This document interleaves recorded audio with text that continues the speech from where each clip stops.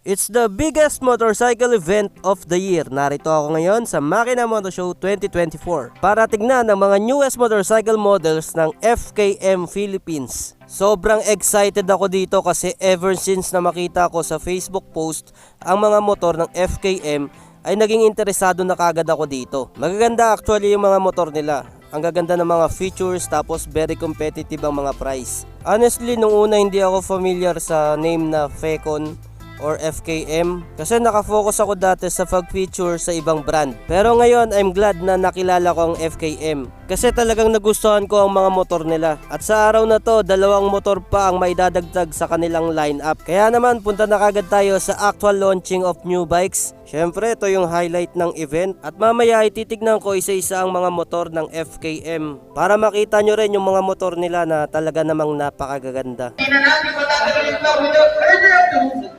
Let us all witness the unveiling of the new Maxi scooter from FKM Philippines,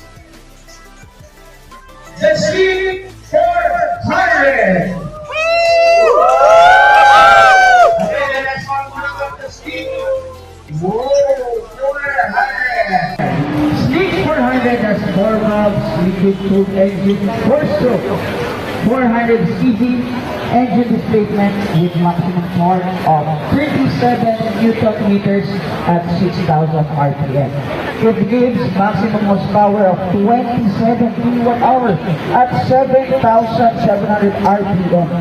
And it driven by automatic transmission CVT belt. Ang kanyang fuel system has 13.5 liters tank capacity and equipped with fuel injected. Front tires of 120 by 70 by 14 and rear tires of 150 by 70 by 30.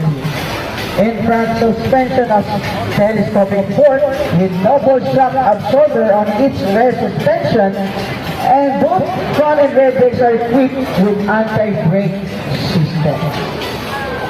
Again, this Maxi scooter has 216.6 centimeters of length, 77 centimeters of width, 136.6 centimeters of height. Its wheelbase has 154.8 centimeters with a seat height of 74.5 centimeters with a ground clearance of 14 centimeters. And lastly, this scooter has 200 kilograms on its current weight. Again, let us all welcome the new Maxi scooter of FKM Philippines, the Sleep 400. So ready na ba ang lahat? And of course, feeling ko naman, ready na silang lahat. Let us all witness the Bruiser Beast of FKM Philippines. Wala iba kundi ang The Glider 500S! Again, The Glider 500S.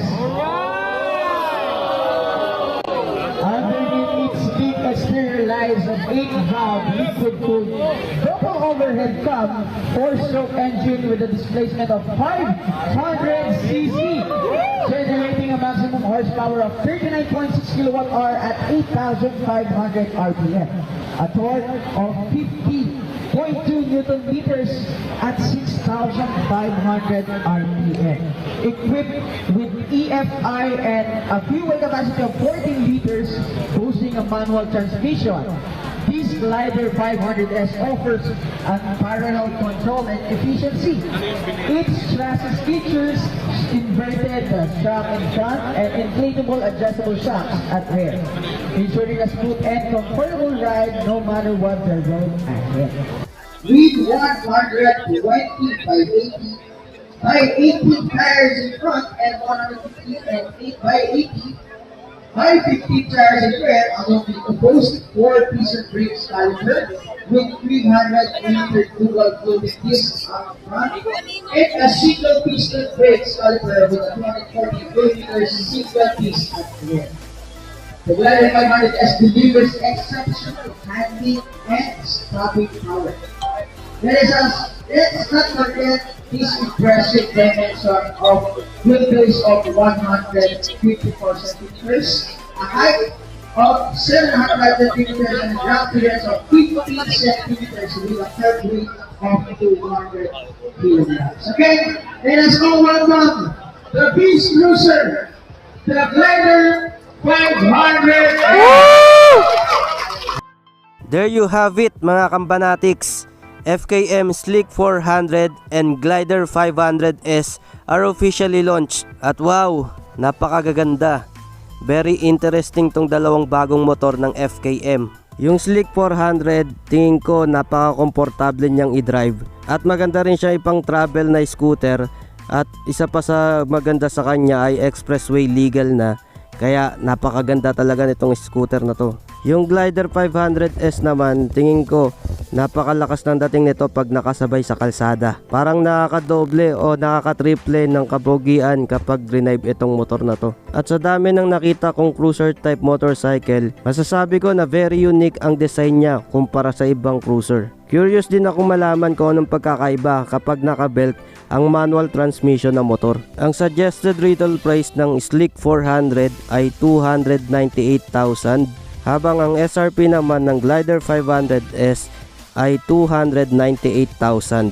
At sa July or August pa ang availability daw nito. So mga ilang months pa ang aantayin, pero sa ngayon pwede na kagad mag-reserve para sa unit para once na dumating na yung stock ng unit ay i-release sa mga first batch na customers ng mga bagong models ng FKM. So good job Team FKM Philippines sa pag-launch ng napakagagandang bikes. Sana magkaroon ng pagkakataon na matry ko rin tong mga bikes na to. FKM, baka naman. So yan mga kambanatics, papakita ko lang sa inyo isa-isa yung mga models ng FKM. Mabilisan lang muna sa ngayon dahil gagawan ko naman sila isa-isa ng vlog.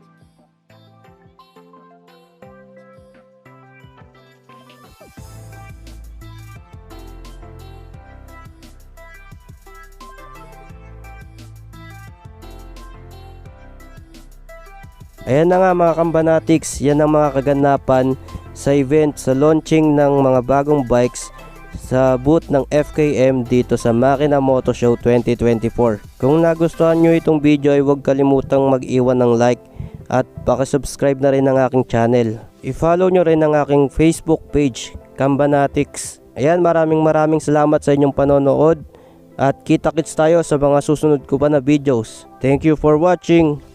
Like and share for more Kambanatics videos.